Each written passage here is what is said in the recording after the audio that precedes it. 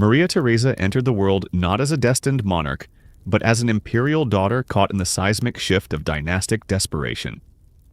Born in 1717 to Emperor Charles VI and Empress Elizabeth Christine, she was a Habsburg archduchess, important certainly, but far from an obvious heir. The Holy Roman Empire had never seen a female emperor, and the laws of succession were traditionally unkind to women. Yet Charles VI, lacking sons and haunted by the extinction of his line, spent his reign securing the Pragmatic Sanction, a sweeping international agreement intended to legitimize Maria Theresa's future rule. In doing so, he staked the empire's stability on the hope that Europe's monarchs would honor a signature more than their ambition. The young Maria Theresa was shaped less by indulgence and more by pressure. Her father, a pious yet rigid ruler, did not prepare her for statecraft. Instead, he raised her in ceremonial splendor and conservative devotion. Fluent in Latin, Italian, and French, she showed a keen intellect and a strong will. Still, she received no formal instruction in governance or military affairs. When Charles VI died in 1740, leaving her a patchwork empire and a treasury near collapse, she was just 23 and Europe pounced. The War of Austrian Succession erupted with alarming speed. Prussia's Frederick II seized Silesia almost immediately, citing his refusal to recognize her succession. France, Bavaria, and Saxony followed, eager to dismantle Habsburg power. Even Britain and the Dutch Republic, nominal allies, hesitated to back her unconditionally. Maria Theresa's sovereignty, it seemed, was up for auction. Forced to navigate treacherous diplomacy and court politics, she discovered an unexpected political instinct.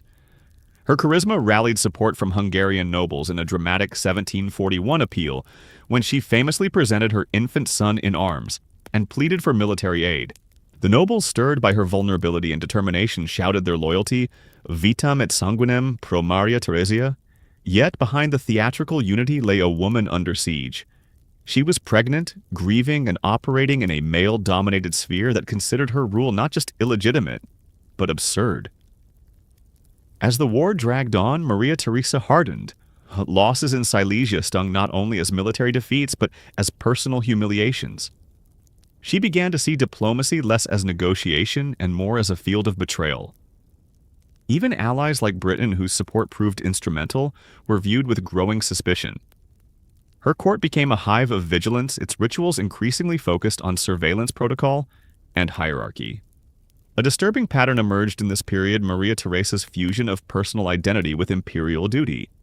She ceased to distinguish between herself and the Habsburg monarchy. When her realm suffered, she interpreted it as divine punishment for her failures, especially as a woman who dared to rule. Religious guilt intensified. She viewed her rule as God's test, a crucible she had to endure through mortification, not comfort. This worldview filtered into her child-rearing. She bore 16 children, 13 of whom survived infancy, a rare feat for the time. Yet motherhood for Maria Theresa was not a sphere of tenderness. It was administration. Her children were pawns in dynastic strategy. Their educations tightly managed, their marriages arranged to maximize geopolitical leverage. Emotional closeness was contingent on obedience. Those who resisted even slightly faced reprimand or exile. She saw herself less as a parent and more as the matriarch of Europe, with a sacred duty to shape the continent through her bloodline. A revealing episode came during the war when she appointed herself commander-in-chief of her armies, at least in title. She appeared in armor, conducted reviews, and ordered strategies through intermediaries. It was partly a morale move, but it also symbolized her belief that her body was now indistinguishable from the empire's. Every injury to her land was a wound on her flesh, every death a personal cross to bear. By 1748, after nearly a decade of war, peace was imposed through the Treaty of Aix-la-Chapelle. Maria Theresa retained most of her domains, but lost Silesia permanently to Prussia. It was a bitter compromise. She had preserved her throne, but at the cost of territorial pride and the deaths of hundreds of thousands. The Empress now ruled not by Europe's consent, but by her own indomitable survival. The scars of these early trials never faded. They manifested in obsessive control, religious severity, and a reluctance to delegate. Her palace became both court and fortress. Surveillance intensified. Spies operated not only in foreign ministries, but within her own family. Ministers were monitored, priests scrutinized. She came to distrust pleasure itself, believing that indulgence courted divine wrath. In one peculiar case, she had a courtier demoted for wearing excessively cheerful clothing during a season of mourning. Perhaps the most haunting sign of her inner world was her growing fascination with public execution. She did not attend them personally, but she demanded detailed reports. She approved corporal punishments with calculated attention to precedent, and in private writings, she referred to capital justice not as law, but as cleansing. Her concern was not cruelty, but purification. Crime, to her mind, polluted the body politic. Bloodletting was exorcism. One such episode involved a servant girl accused of infanticide. Maria Theresa intervened personally, ordering that the girl be paraded publicly with the dead infant tied around her neck before execution. The spectacle was meant to instruct the masses in sin's consequences, yet it also betrayed the Empress's descent into moral absolutism, an echo of medieval notions reanimated by modern power. Thus, by the early 1750s, Maria Theresa had survived a continental war, restructured her government, and begun a series of reforms that would define her reign. Yet beneath the triumph, a deeper shift was underway. Her sense of self had fused entirely with the state, and her belief in divine judgment had grown unyielding. She ruled not as a modernizing reformer, as some histories claim, but as a medieval sovereign armed with Enlightenment tools. Her pain, her victories, her faith, all became imperial functions. What kind of monarch emerges from such a crucible one, who sees empire as extension of the soul? And when such a soul begins to wither, so too does the empire it inhabits. The war that had nearly crushed Maria Theresa would also become the crucible in which she reforged the Habsburg state. Far from yielding to defeat, she undertook a sweeping campaign of internal reform, motivated less by Enlightenment zeal than by the practical necessity of survival. She understood with brutal clarity that dynastic legitimacy alone could no longer hold her diverse empire together. Austria had to be modernized, its military, its bureaucracy, and its economy, or it would disintegrate. Her reforms began with the state apparatus. Determined to centralize authority and reduce the fragmentation that had plagued Habsburg governance for centuries, she restructured the administration of her crown lands. A new body, the Directorium in Publicis et Cameralibus, was established to oversee financial and administrative matters. It bypassed traditional aristocratic channels and answered directly to the Empress. Noble autonomy in Bohemia and Hungary was curtailed, and German became the lingua franca of government. These measures alienated many regional elites, especially in Hungary, but Maria Theresa saw unity and efficiency as worth the political cost. Taxation, too, underwent radical change.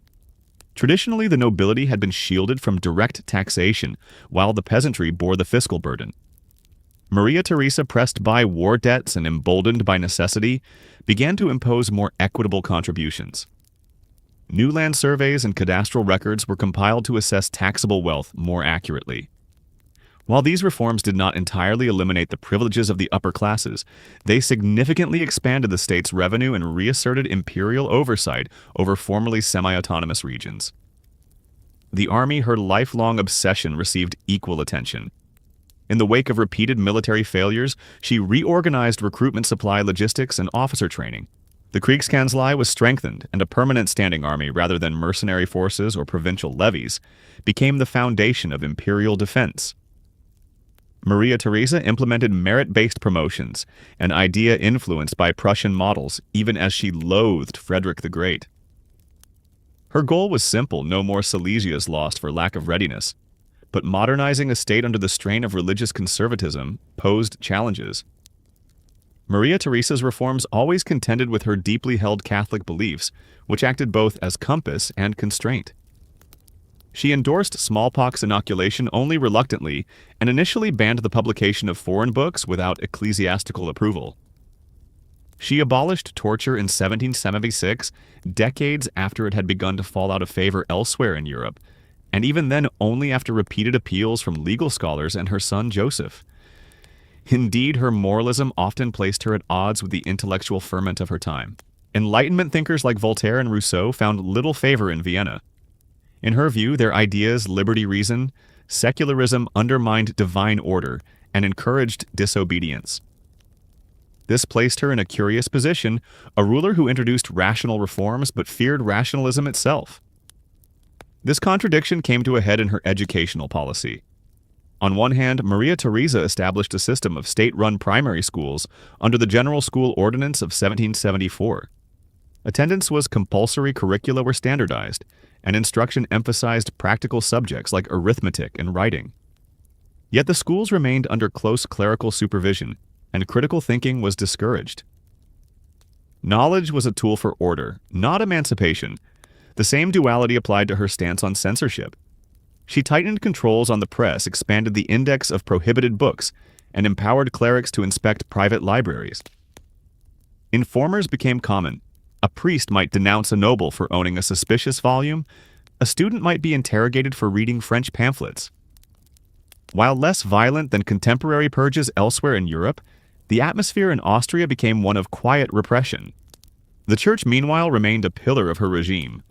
Maria Theresa saw herself as its protector and enforcer. She cracked down on Protestant worship, expelled Jews from certain districts, and maintained inquisitorial tribunals in several regions. Her policies were not merely doctrinal, they were intensely personal. She once described Jews as a plague to be removed, and although her views softened slightly over time, she never fully abandoned exclusionary policies. Yet this iron moralism also extended inward. Maria Theresa became increasingly ascetic in her personal habits. She abolished court balls during Lent, discouraged gambling and drinking, and issued a sumptuary code that regulated everything from funeral attire to wedding expenses. Nobles were expected to model virtue. Deviation was treated as scandal. When a court lady was discovered to be pregnant out of wedlock, Maria Theresa ordered her confined to a convent. When a prominent Viennese actor was accused of atheism, he was publicly shamed and dismissed. One of the more disturbing consequences of this regime of virtue was its treatment of the marginalized. The mentally ill, for example, were hidden or confined often under deplorable conditions. In Vienna's Narrenturm, a fortress-like structure built to house the insane patients, were shackled, observed, and sometimes subjected to primitive therapies. Though Maria Theresa likely believed such institutions were compassionate, they reflected a darker undercurrent in her reign, the need to quarantine disorder both physical and moral. Despite these grim features, she remained immensely popular among many of her subjects. To the peasantry, she was a maternal figure, distant yet protective. Her reforms reduced some of the more brutal forms of serfdom, though not uniformly. In Bohemia and Lower Austria, she issued ordinances that limited labor dues and curtailed noble abuses. Her image as the mother of the nation was cultivated carefully. Portraits showed her with children or surrounded by symbols of virtue, not luxury. This self-fashioned identity was not without psychological toll. Maria Theresa bore immense pressure to appear resolute, pious, and unyielding, even as her private writings reveal moments of despair. In letters to her confessor, she described sleepless nights and fear that her soul would be condemned for ruling too harshly or too leniently. Her spiritual advisors urged her to trust in divine providence, but she remained haunted by uncertainty. Power, she believed, had made her a target for demonic temptation. Every political misstep was evidence of divine displeasure. The intensity of her religiosity, combined with the burdens of governance and motherhood, created an emotional rigidity. She no longer tolerated contradiction or defiance. Ministers were dismissed for minor disagreements. Daughters who questioned arranged marriages were reprimanded. When her daughter Maria Christina secretly married for love against the Empress's wishes, she was temporarily exiled from court life, despite being the Empress's favorite. By the 1760s, Maria Theresa had transformed Austria into a more centralized and capable state. Her reign was hailed abroad as a model of enlightened absolutism, though the label fit uneasily. She ruled with reason but not with tolerance. She modernized but resisted pluralism. Her legacy was impressive, but her methods increasingly severe. In the eyes of her contemporaries, she was both saint and tyrant. And in her own eyes, she was a penitent queen, shouldering an empire's sins and awaiting divine judgment. It was a mindset that would only deepen as tragedy returned to her doorstep. Maria Theresa was not merely the sovereign of an empire, she was the matriarch of a dynasty. To her, the Habsburg realm was an extension of her own body, and her children were the threads with which she hoped to weave stability across a fractured Europe. But this intimate entanglement of the personal and political proved to be as volatile as it was strategic. As she pushed her children into marriage alliances and state service, her domestic life began to mirror the same authoritarian logic that governed her empire. By the 1750s and 1760s, Maria Theresa's brood had become her principal instruments of diplomacy. She married her eldest daughter, Maria Anna, to Ferdinand of Tuscany, Maria Amalia to Ferdinand of Parma, and her famously reluctant son Joseph to Isabella of Parma. But perhaps her most consequential match was that of Maria Antonia, later Marie Antoinette, to the Dauphin of France, forging a fragile alliance with a long-standing enemy. These marriages were not acts of affection, but chess moves. Each union was designed to secure political advantage, mitigate foreign hostility, or tighten Habsburg influence over neighboring courts. Maria Theresa kept close records of her children's behaviors, read their private correspondence, and even dictated the terms of their conjugal lives. In one letter, she reminded a newlywed daughter that her first duty was to produce heirs, and the second was to obey. The role of consort was not negotiable. It was a duty of state. What emerged was a deeply strained family culture wherein affection was subordinated to surveillance. Maria Theresa imposed rigorous educational schedules on her sons, often favoring discipline over curiosity. The girls were trained less for independence than for subservience. Their letters home were inspected, their court lives micromanaged. When Maria Amalia expressed hesitation about marrying a man she had never met, Maria Theresa chastised her for insubordination bordering on sacrilege. Despite these tensions, Maria Theresa sincerely believed she was acting in their best interest. Her concept of maternal love was inseparable from duty and control. To fail in shaping her children, she believed, was to risk dynastic ruin. This fusion of motherhood and monarchy came at a psychological cost. It made her incapable of seeing her offspring as autonomous beings. They were her limbs, not her peers. The most telling example of this dynamic was her relationship with Joseph, her eldest surviving son and designated co-ruler. From an early age, Joseph displayed a sharp intellect and an appetite for reform that often clashed with his mother's worldview. He admired Enlightenment thinkers, advocated religious tolerance, and saw many of her policies as outdated and counterproductive. Yet, Maria Theresa, despite naming him Holy Roman Emperor in 1765 after the death of her husband, kept him on a short leash. Their co-regency was anything but equal. She limited Joseph's access to key ministers, overruled his proposals, and reminded him constantly that ultimate authority remained with her. His attempts to reduce monastic wealth or ease censorship were dismissed as dangerous experiments. In private, she referred to his ideas as unrealistic, and sometimes even heretical. In turn, Joseph grew increasingly resentful and impatient, describing his mother's court as a temple of dead ideas. These clashes were not only intellectual but deeply emotional. Maria Theresa's inability to let go of power reflected not only political caution, but a visceral fear of moral collapse. She feared that Joseph's secularism and reformist zeal would erode the spiritual foundations of the empire. To her, the Habsburg monarchy was ordained by God. To tamper with its traditions was to court damnation. The psychological toll of this power struggle reverberated across the court. Ministers were forced to navigate between two competing centers of authority. Policies were stalled, appointments delayed, and ideological purges became more frequent. Joseph's allies, such as Count Kaunitz, found themselves under constant suspicion. Even as Maria Theresa's health declined, her grip on policy remained unnervingly firm. Within the palace walls, this rigidity created an atmosphere of suppressed anxiety. Servants learned to avoid discussing reform. Court painters were instructed to avoid portraying Maria Theresa alongside her son, lest the visual symmetry imply parody. Even private audiences were tightly controlled, with the Empress scheduling interactions to ensure no one spent too much time alone with Joseph. Power, in her view, was too sacred and too fragile to share. Her obsession with control also extended into areas more macabre. She began to keep a detailed book of family misfortunes, recording every illness, miscarriage, and death among her kin. Each entry was annotated with prayers and moral reflections, often linking the events to divine warning. When her daughter-in-law Isabella of Parma died of smallpox in 1763, Maria Theresa described it not merely as tragedy, but as a chastisement from heaven for too much joy.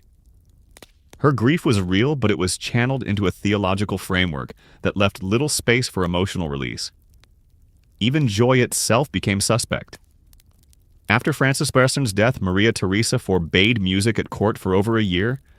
Formal mourning was extended beyond customary limits, and her children were forbidden from attending social events. Black crepe became not only a symbol of grief, but of a worldview in which sorrow was more appropriate than celebration. Happiness, she once wrote, was a fleeting indulgence best reserved for fools. This emotional austerity extended into ceremonial life. Baptisms, weddings, and even coronations became increasingly somber.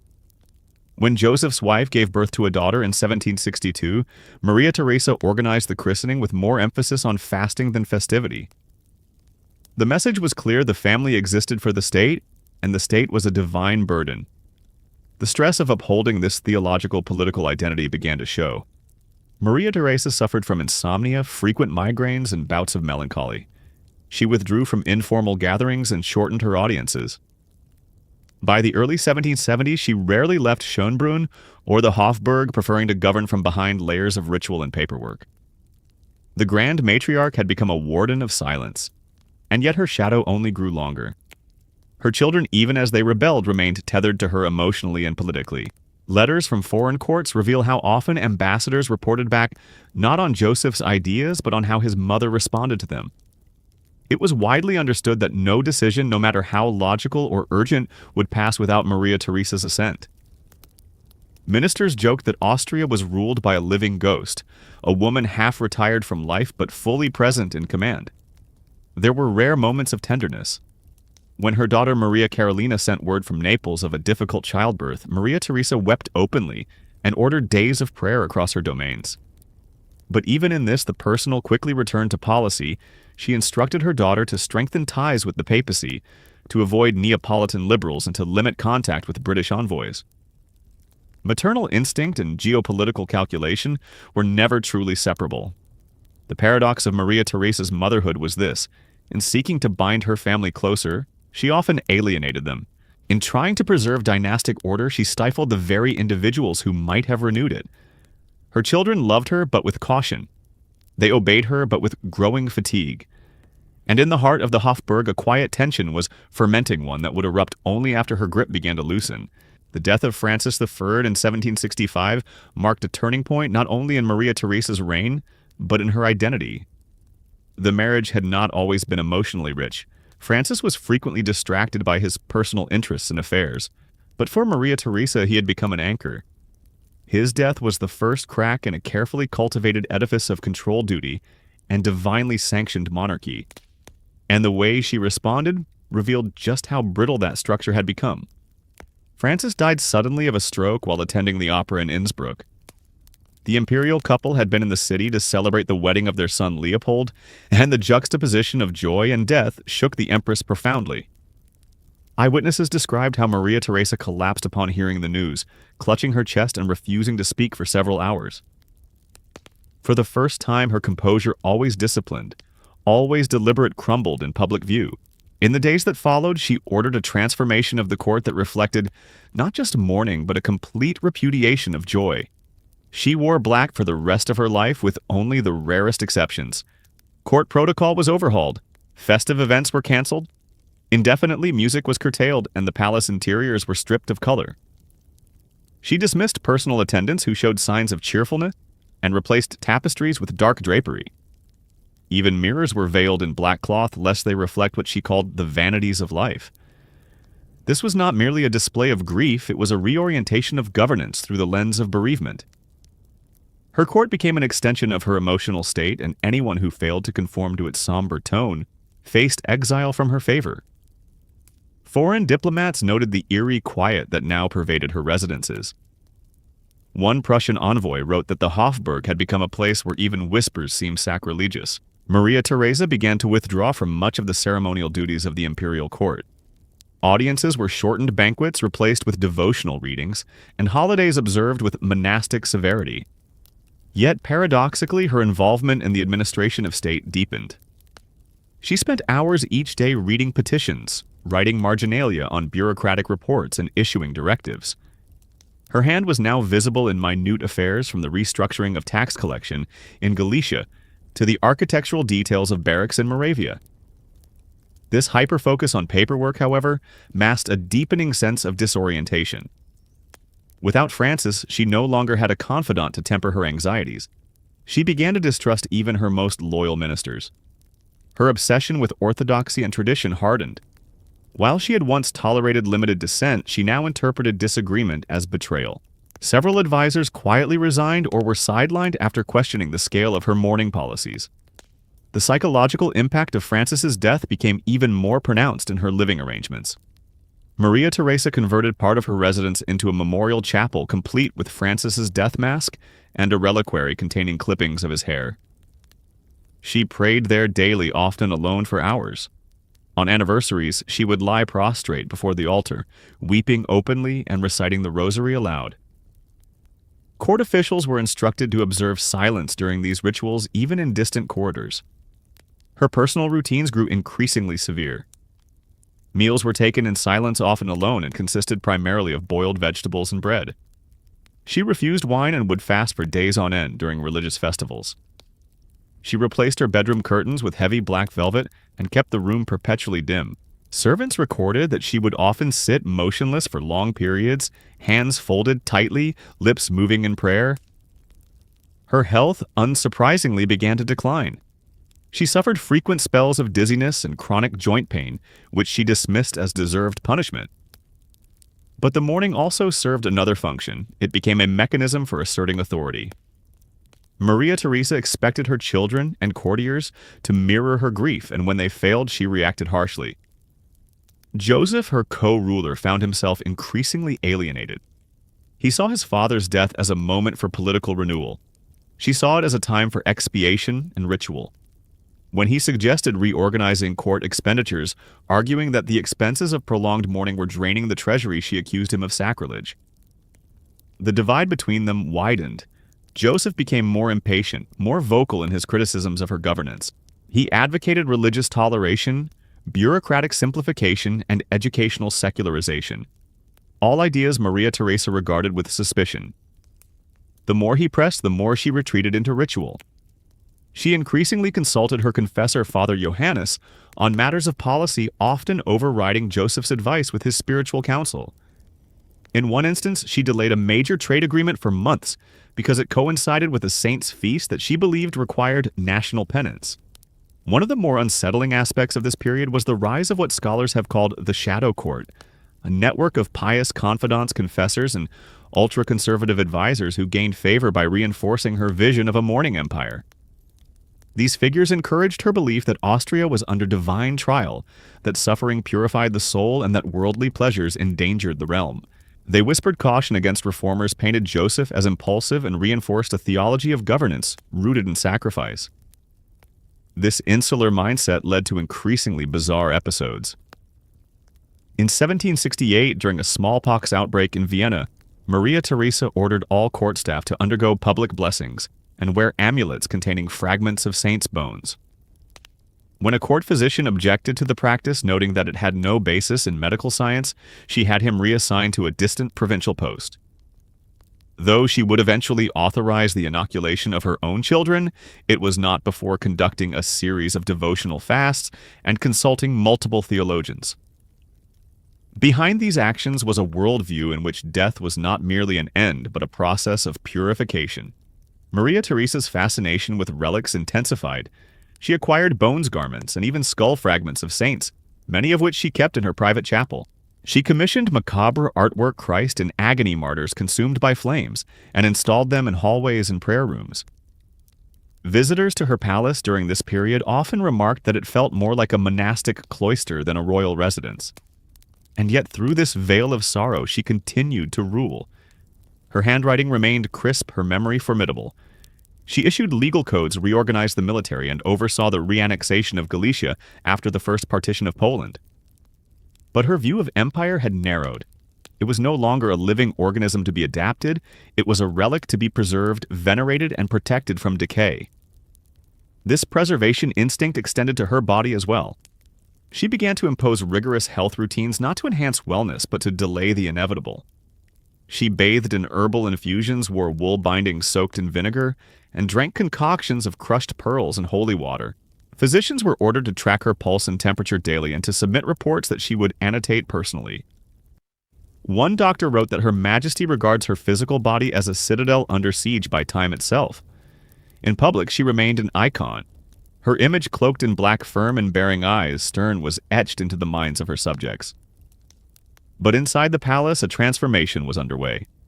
The Empress, who had once danced at coronations, now shuffled through echoing halls, counting the hours between prayers, nursing wounds both spiritual and physical.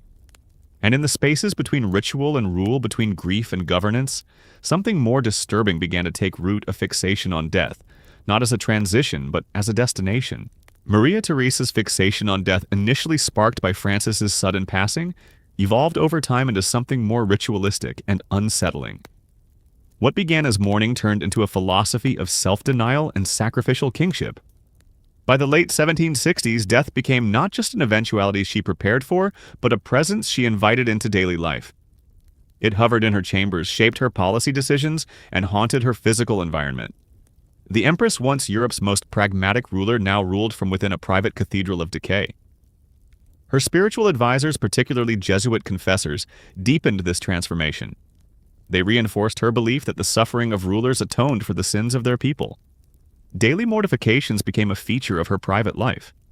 She wore hair shirts beneath her mourning gowns, often even in the heat of summer, and reportedly whipped herself during penitential seasons.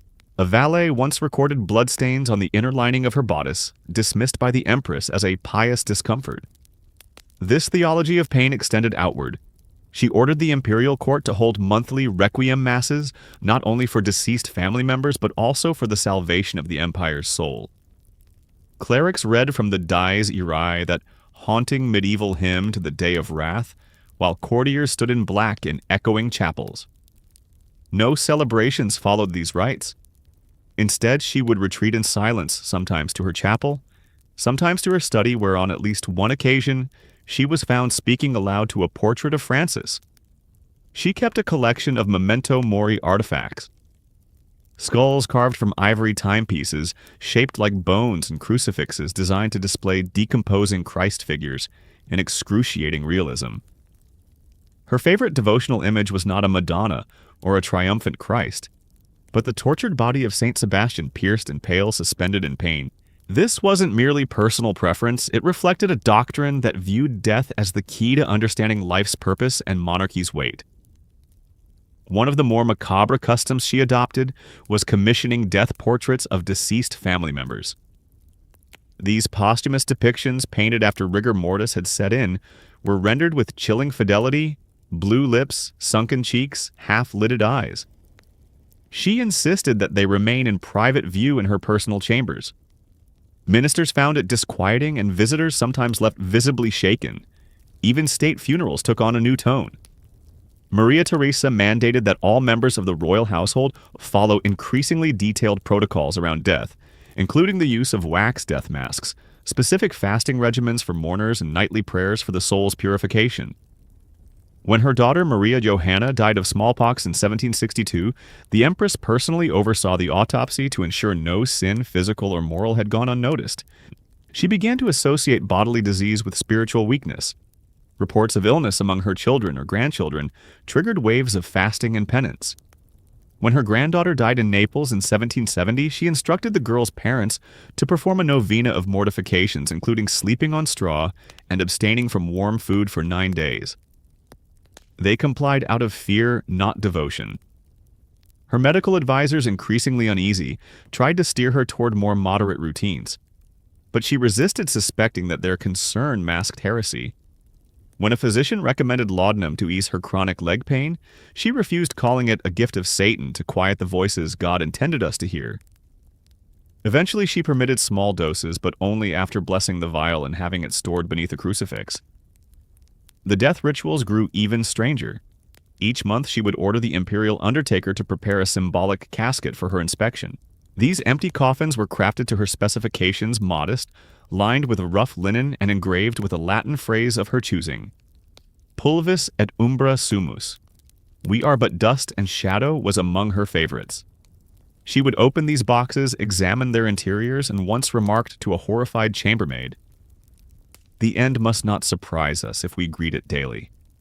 This obsession increasingly influenced political decisions. In 1772, when Austria joined Prussia and Russia in the first partition of Poland, Maria Theresa signed the treaty with visible reluctance. Though a calculated act of realpolitik, she described it in moral terms as a sin for which I will do penance until death. True to her word, she fasted every Friday thereafter and donated portions of her private income to Polish convents and charitable orders. Her fear of divine judgment began to encroach upon governance. She insisted that every criminal execution be followed by masses for both victim and perpetrator. In one case, a thief condemned to death was spared only after Maria Theresa, upon reviewing his confession, deemed his contrition sufficient.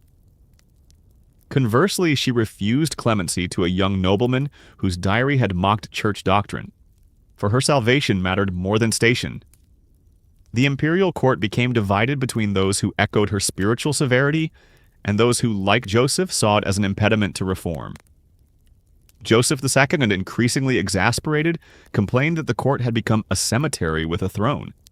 He resented her censorship policies, which banned a growing list of foreign works, including those of Enlightenment philosophers' plays and even medical treatises. Maria Theresa saw these works as snares for the mind tools of the devil that invited moral collapse. Their relationship frayed further when Joseph proposed a comprehensive reform of the education system, seeking to remove clerical oversight and introduce secular curricula. She blocked the measure, citing the necessity of protecting the souls of children from early damnation. Joseph was forced to implement only partial reforms in provinces outside Vienna's immediate control. It wasn't just Joseph who recoiled. Foreign diplomats began to regard the Habsburg court as increasingly out of step with Europe's intellectual currents. While Prussia and France pushed toward Enlightenment policies, Austria remained a fortress of religious conservatism. The empire's intellectual elite jurists, physicians, and economists grew frustrated, many resigning or relocating to freer courts. And yet to many of her subjects, Maria Theresa remained revered. In peasant villages, her name evoked awe and gratitude. She was remembered as the protector of the poor, the champion of stability, the mother of the nation. Her piety, while oppressive to elites, resonated with traditional populations. It was said that in some alpine towns her portrait was placed in churches beside saints. That reverence only emboldened her. She believed that by embracing suffering through ritual abstinence and moral vigilance, she was not only sanctifying herself, but preserving the very essence of the empire. The Habsburg monarchy in her eyes was not just a political structure, it was a theological organism whose vitality depended on her ongoing mortification. But this theology came at a cost. Her policies grew increasingly rigid, her court more insular, and her body, once vibrant, once active, began to fail. She had embraced the imagery of death for so long that it began to return the embrace. Maria Theresa's relationship with her son and co-ruler Joseph II had always been marked by tension, but in the final decade of her life it reached a level of open hostility that threatened the coherence of the Habsburg state. What had begun as a generational divide deepened into a conflict of worldviews, reform against tradition, secularism against piety, and rationalism against ritual. The mother who once held an empire together by sheer will now found herself locked in a losing battle to restrain the very heir she had raised to rule. Joseph II, born in 1741, had been shaped not by war as his mother had, but by the intellectual ferment of the Enlightenment. He read Voltaire, admired Frederick the Great, and viewed governance as a science to be perfected rather than a divine burden to be endured. He envisioned an efficient, modern state driven by reason and freed from the constraints of religious dogma. To him, the sprawling empire was a machine badly in need of recalibration. To Maria Theresa, it was a sacred inheritance under siege from her son's dangerous idealism. After the death of Francis I in 1765, Joseph was elevated to the position of Holy Roman Emperor. On paper, he was now co-regent.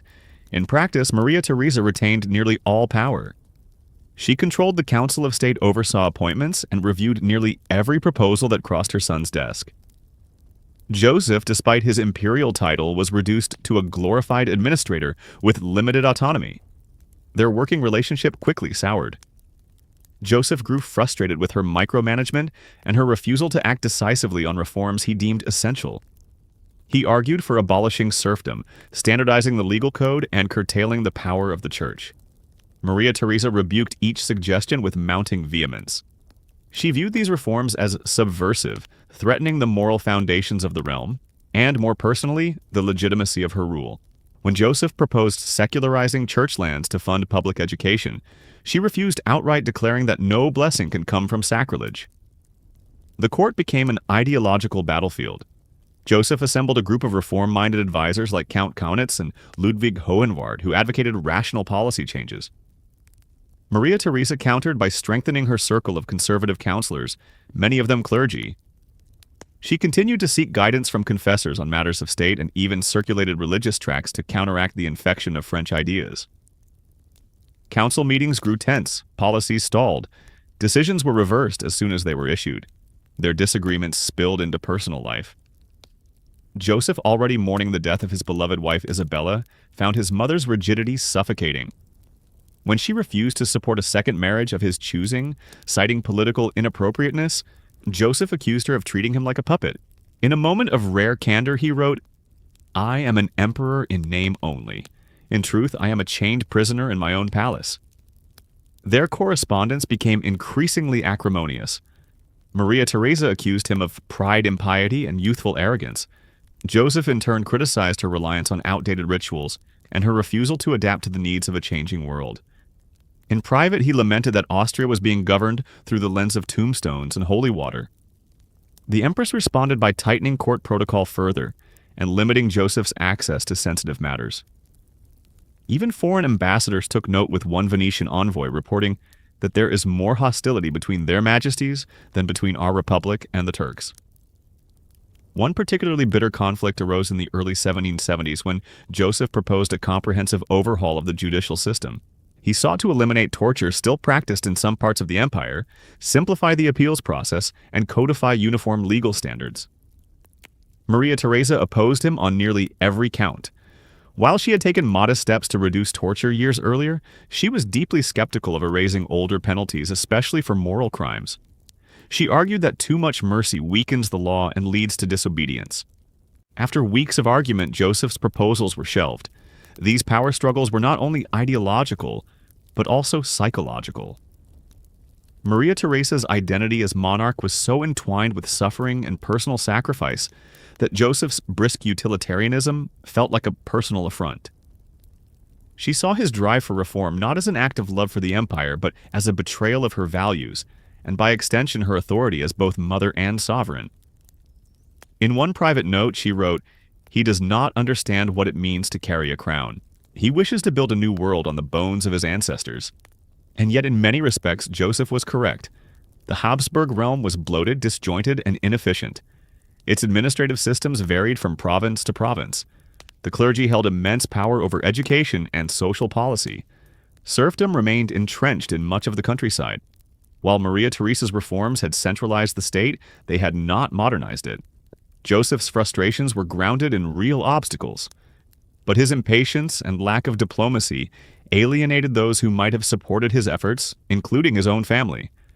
Maria Theresa, though physically weakening, refused to relinquish control. Her health had begun to decline. She suffered from arthritis, frequent fatigue, and worsening obesity, but she remained mentally sharp and obsessively engaged in state business. Her writing became more austere, her commands more curt. Her personal notes to ministers often featured theological musings alongside fiscal directives. A directive on land tax reform might be annotated with a quote from the Book of Job. She ruled not by reason alone, but by revelation. This friction reached a peak in 1775 when Joseph secretly pushed through several policies in regions where he had more autonomy. He ordered the dismantling of certain religious holidays, reduced the number of monks in monasteries, and allowed the publication of previously banned texts. Maria Theresa reacted with fury. She summoned him to a private audience and berated him for overstepping his bounds. According to one witness, the shouting could be heard through the thick walls of the Hofburg.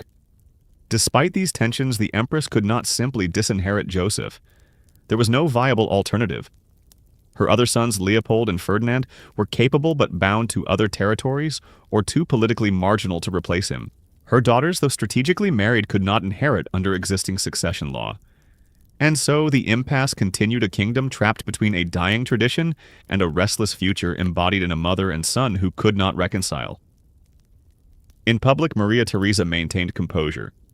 She attended Mass daily, received foreign dignitaries, and signed decrees with a steady hand. But in private, she grew increasingly isolated.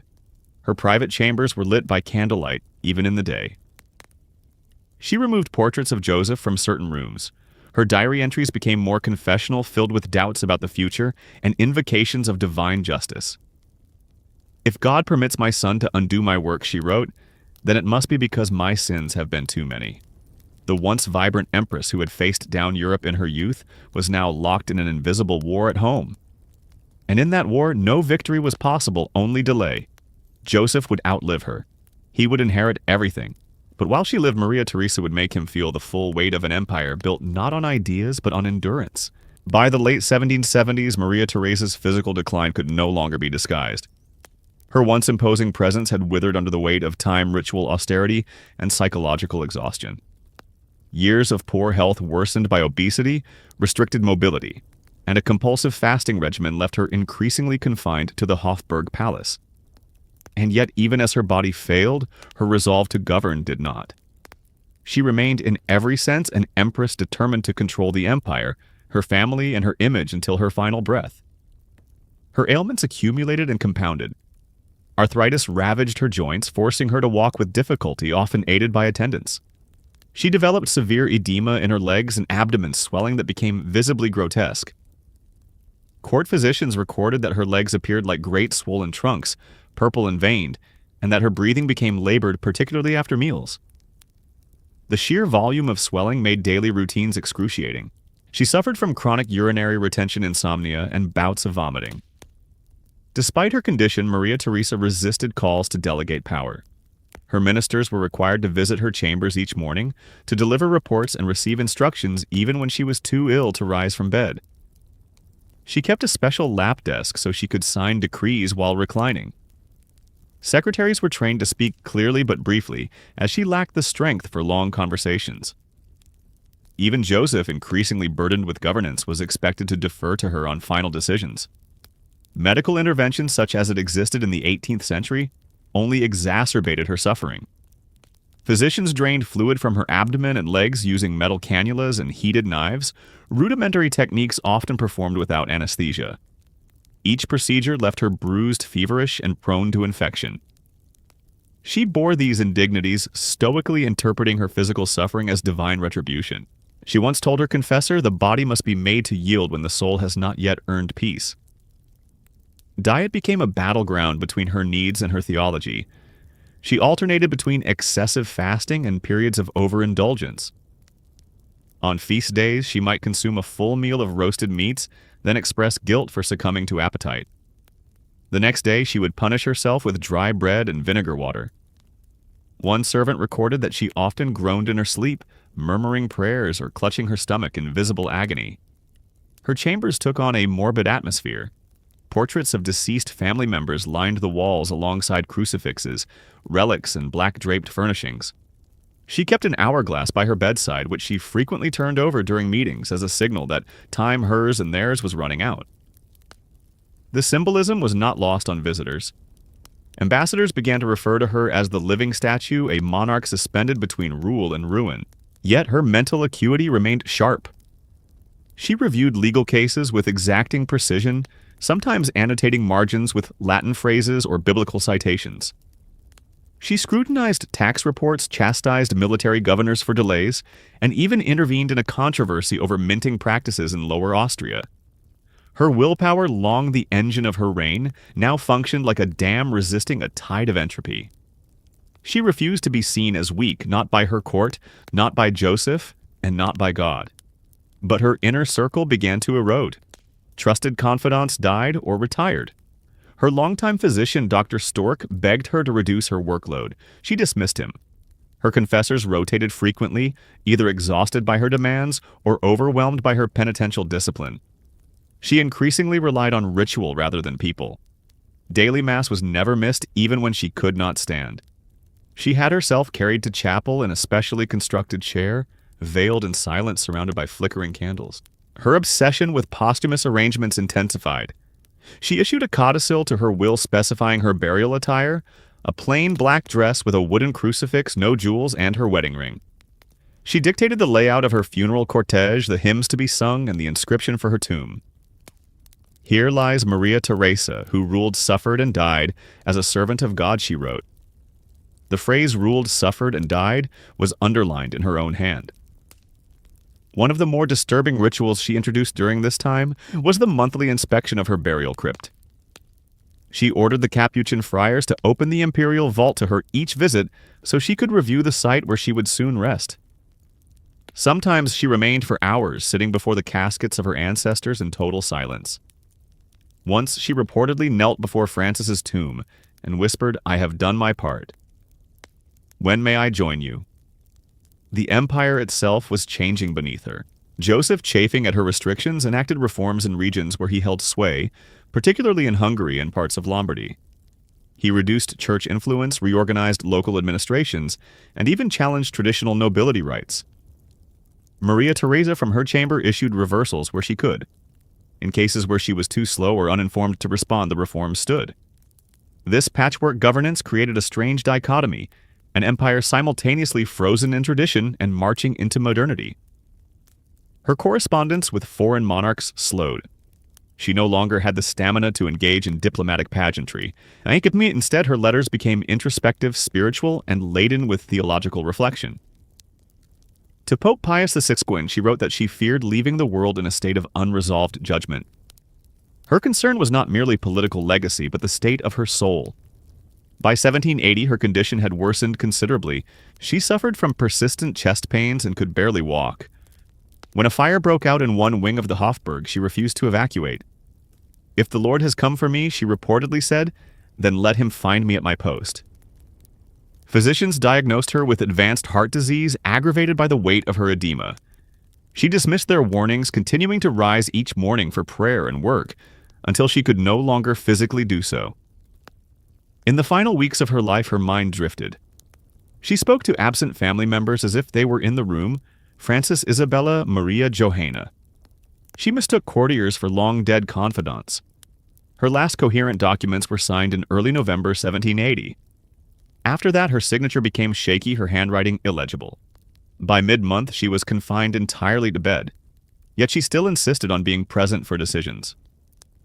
A young officer recalled being summoned to her chamber to report on troop movements. When he entered, he found her nearly unrecognizable, wrapped in layers of black cloth. Face, gaunt eyes, unfocused. She nodded faintly at his report, then whispered, "The front is not here. It is in the soul." Death, long prepared for, was finally approaching.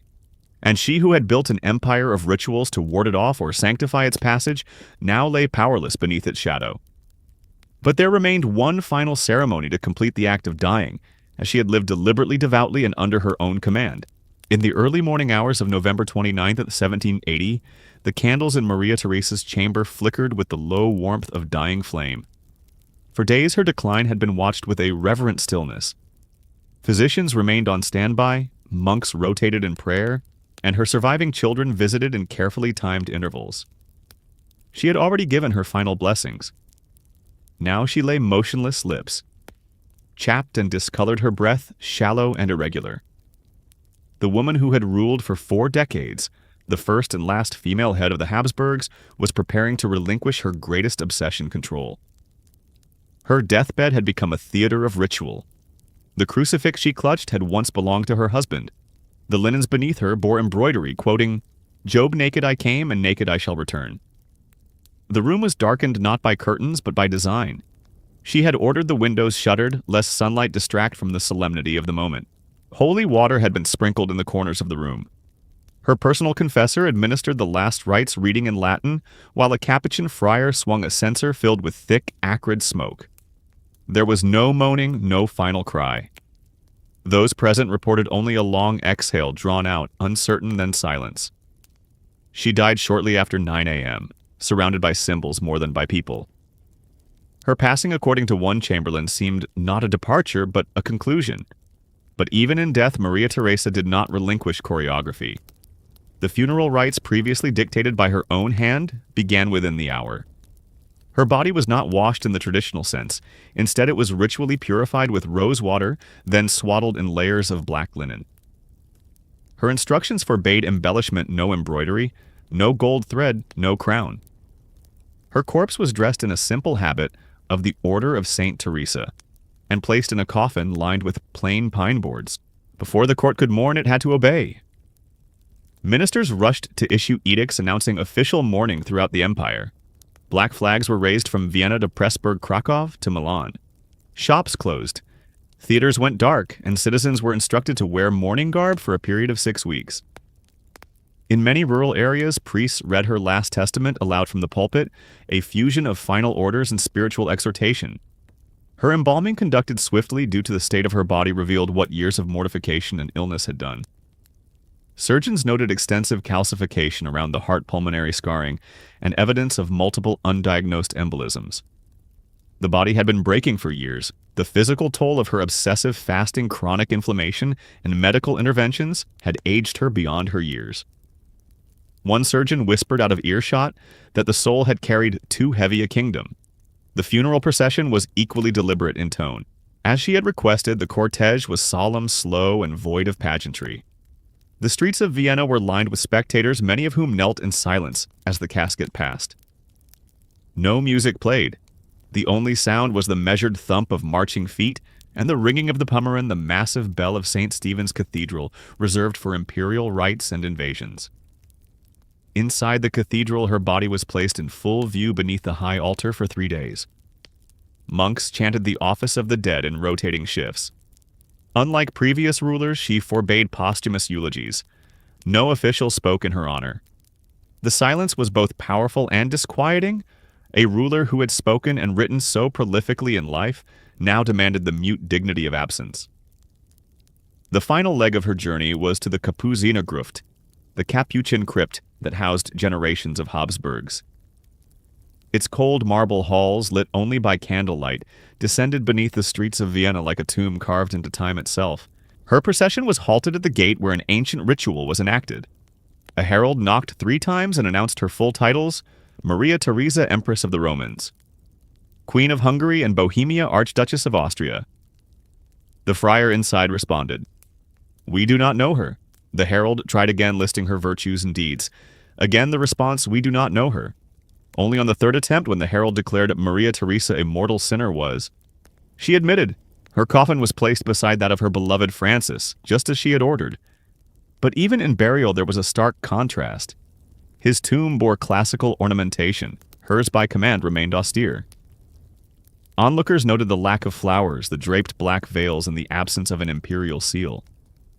She had died as she wished, cloaked not in splendor but in penitence. But the echoes of her death did not end in the crypt. Joseph II, now free to rule without constraint, began a whirlwind of reforms that reversed much of her conservatism. He closed monasteries, curtailed clerical privileges, and issued patents for religious tolerance and serf emancipation. He abolished many of the death rituals his mother had cherished, deeming them superstitious relics. The empire lurched into a new age, one shaped as much by the rejection of Maria Theresa's methods as by their legacy. Her image was quickly mythologized. In Austria, she was remembered as the Mother Empress, the last ruler of old Catholic majesty.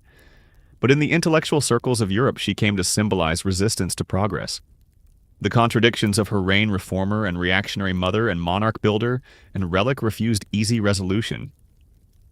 And yet in the silent halls of the Capuchin crypt beneath Vienna's cobbled streets, Maria Theresa lies exactly as she had willed it. Between empire and eternity, between agony and order, between power and the grave, Maria Theresa's reign ended in silence, but its resonance would shape Central Europe for generations. Her legacy defied simplification. She was the last monarch of a world where crown and altar stood indivisible, where sovereignty was measured not just in laws passed or wars won, but in the ability to suffer on behalf of a realm. She left behind an empire simultaneously strengthened and paralyzed, an administrative machine sharpened by reform, yet encased in ritual and spiritual dread. The memory of her death lingered uneasily within the Habsburg court. Joseph II, her son and successor, viewed her reign as a monument to be dismantled.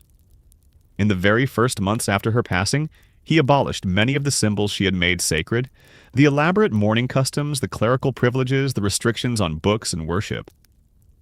In their place, he erected a vision of Enlightenment rule, rational, efficient, and deeply impersonal. But the empire long shaped by Maria Theresa's maternalism and Catholic paternalism resisted. Joseph's reforms, though bold, would falter, opposed by the very institutions she had built to guard her own authority. Historians would later note the paradox of her legacy. She prepared the ground for modern statehood, yet refused to plant its seeds. She centralized administration, reformed education, and raised a professional army, yet held fast to censorship, confessional rigidity, and corporal justice. She ruled with clarity but not openness. Her piety was genuine, yet so severe that it bordered on self-punishment. Her love for her children was constant, but so smothering it turned loyalty into resentment.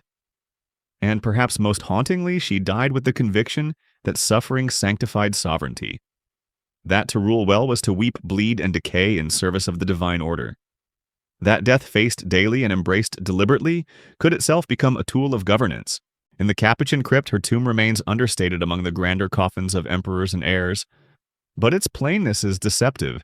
It marks the end of an age when monarchs ruled by sacrament and scourge, and when power was worn like a crown of thorns.